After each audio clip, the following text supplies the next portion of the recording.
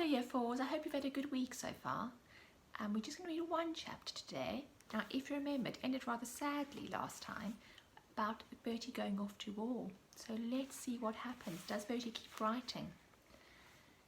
A lot of old codswallop. The dog was whining at the kitchen door. "Let check out for me, will you?" said the old lady. "There's a dear. I'll tell you what, I'll fetch down the kite Bertie made for me, shall I? You'd like to see it, wouldn't you?" And she went out. I was only too happy to let the dog out and shut the door on him. She's back sooner than I expected. "There," she said, setting the kite down on the table in front of me. "What do you think of it then?" It was huge, much bigger than I had expected, and covered in dust. It was made of brown canvas stretched over a wooden frame. All the kites I'd seen had been more colourful, more flamboyant. I think the disappointment must have shown in my face. "She still flies, you know," she said, blowing the dust off. "You should see how she goes. You should see her." She sat down in her chair and I waited for her to begin again. "Now then, where was I?" she asked. "I'm so forgetful these days." "Bertie's last letter," I said. "He was just going off to the war. But what about the White Lion, the White Prince? What happened to him?" I could hear the dog barking wildly outside. She smiled at me. "Everything comes to he who waits," she said. "Why don't you have a look out of the window?" I looked. The line on the hillside was blue no more. It was white now, and the dog was bounding across the hillside, chasing away a cloud of blue butterflies that rose all around him. "He chases everything that moves," she said. "But don't worry, he won't catch a single one. He never catches anything." "Not that lion," I said. "I mean the lion in the story. What happened to him?" "Don't you see? They're the same. The lion out there on the hillside and the lion in the story, they're the same." "I don't understand," I said. "You soon will," she replied. "You soon will." She took a deep breath before she began again. For many years, Bertie never spoke about the fighting in the trenches. He always said it was a nightmare best forgotten, best kept to himself. But later on, when he'd had time to reflect, when time had done its healing perhaps, then he told me something of how it had been. At 17, he'd found himself marching with his regiment along the straight roads of northern France, up to the front line, heads and hearts high with hope and expectation. Within a few months, he was sitting huddled at the bottom of the muddy trench, hands over his head, head between his knees, curling himself into himself as tight as he would go, sick with terror as the shells and whiz-bangs blew the world apart around him. Then the whistle would blow and they'd be out and over the top and into no man's land, bayonets fixed and walking towards the German trenches in the rat-a-tat of machine gun fire. To the left of him and to the right of him his friends would fall and he would walk on, waiting for the bullet with his name on, which he knew would cut him down at any moment.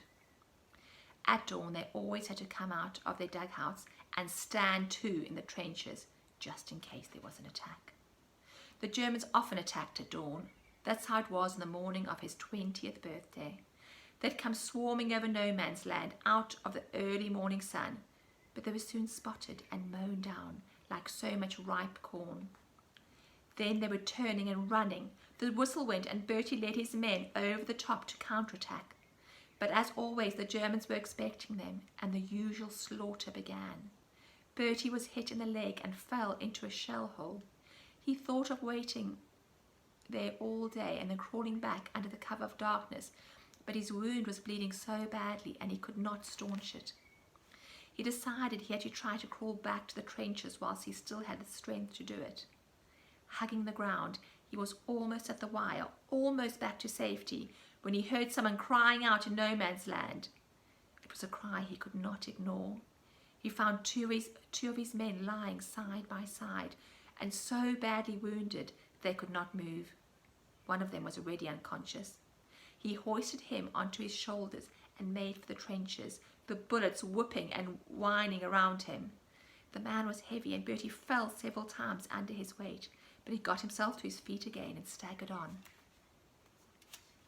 until they tumbled together down into the trench.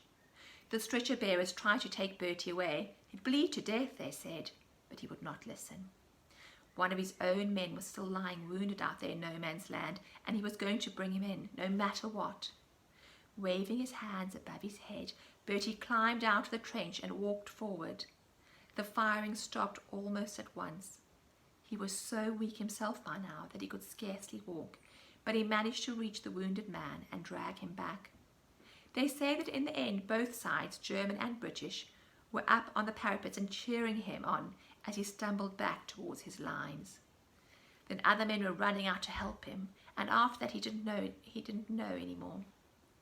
When he woke up, he found himself in hospital lying in a bed with the two friends he had rescued on either side.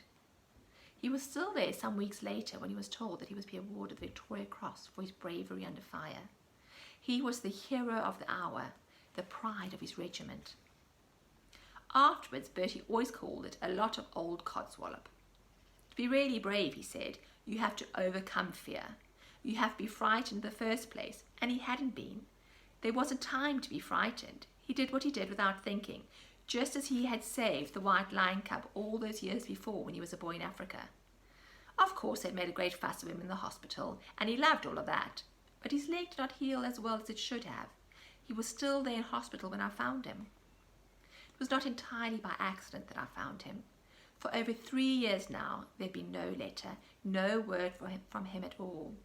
He had warned me, I know, but the long silence was hard to bear. Every time the postman came, I hoped, and the pang of disappointment was sharper each time that there was no letter from him. I told all this to Nanny Mason, who dried my tears and told me to pray, and that she would too. She was sure there'd be a letter soon. Without Nanny, I don't know how I would have gone on living.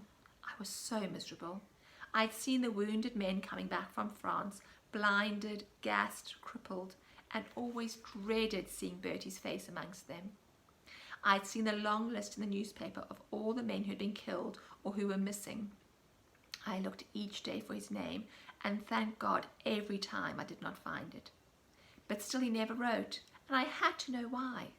I thought maybe he'd been so badly wounded that he could not write, that he was lying in some hospital alone and unloved.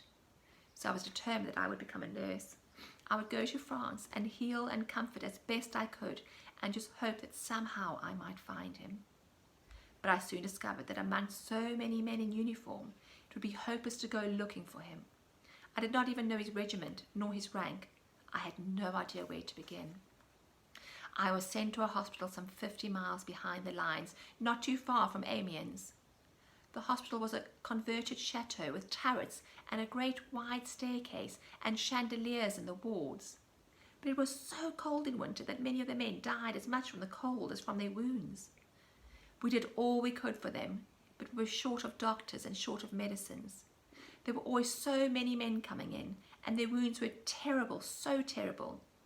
Each time we saved one, it was a joy to us, and in the midst of the suffering all around us, we needed some joy, believe me. I was at breakfast one morning. It was June of 1918. I was reading a magazine, the Illustrated London News, I remember. When I turned the page and saw a face I knew at once. He was older, thinner in the face and unsmiling, but I was sure it was Bertie. His eyes were deepest and the gentlest, just as I remembered them. And there was his name, Captain Albert Andrews, VC. There was a whole article underneath about what he had done and how he was still recovering from his wounds in a hospital that turned out to be a little more than 10 miles away. Wild horses would not have kept me from him. The next Sunday I cycled over. He was sleeping when I first saw him, propped up on his pillows, one hand behind his head. "Hello," I said. He opened his eyes and frowned at me. It was a moment or two before he knew me. "Been in the wars, have you?" I said. "Something like that," he replied. And that brings us to the end of the chapter today. So Millie has found Bertie. Are they going to find the White Lion? Let's see. Have a good weekend. Bye.